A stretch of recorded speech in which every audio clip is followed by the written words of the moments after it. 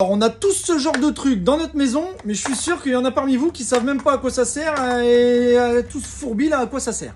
Bonjour à tous, c'est Nicolas, ton artisan électricien préféré. Aujourd'hui, je te donne toutes les explications concernant justement cet appareil. Alors bien sûr, ce que je veux te présenter aujourd'hui, c'est ce qu'on appelle le disjoncteur de branchement, ok, ou on l'appelle aussi disjoncteur d'abonné, ou le disjoncteur général, ou la GCP. Tu vois, il y a plein de noms.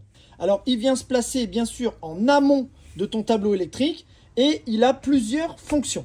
La première fonction, c'est la fonction de séparation, c'est-à-dire de coupure entre le réseau de distribution, ok, réseau Enedis on va dire, et ton réseau domestique. C'est-à-dire que si tu as besoin de couper le jus, en gros, tu viens là, ok, et bam, tu coupes. C'est marqué disjoncteur différentiel. Donc forcément, il a déjà la fonction de disjoncteur. Donc un disjoncteur, il sert à couper en cas de surcharge et de court-circuit.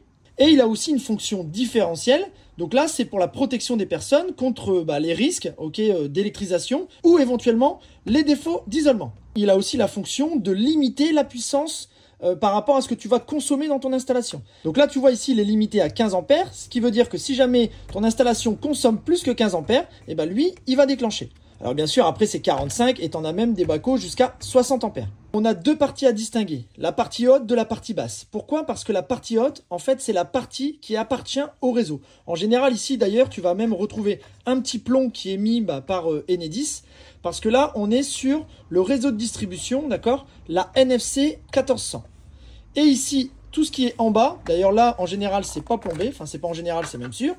Ici, tu vas retrouver donc ton installation domestique. Donc là, la partie basse, c'est la NFC 1400. Alors, on va retrouver, bien sûr, plusieurs annotations sur notre baco. Alors déjà, ici, tu as le bouton test. Le bouton test, en fait, c'est quand il est branché, bien sûr, tu peux tester, la fonction différentielle de ton baco. Ensuite, tu vois bien que, justement, il a une fonction différentielle et sur celui-là, on a une fonction qui est dite sélective. Alors, pourquoi on dit sélectif? En fait, le disjoncteur de branchement qui est installé est dit sélectif parce qu'il possède en fait un temps de déclenchement supérieur à l'interrupteur différentiel qui déclenchera donc lui dans un premier temps. C'est-à-dire dans ta maison, tu as un interdiff, lui il va déclencher si jamais tu as un souci sur ton installation. Lui déclenchera dans un second temps si jamais le premier interrupteur différentiel ne fait pas son job. Il faut savoir que dans certaines installations, tu n'as pas encore de différentiel.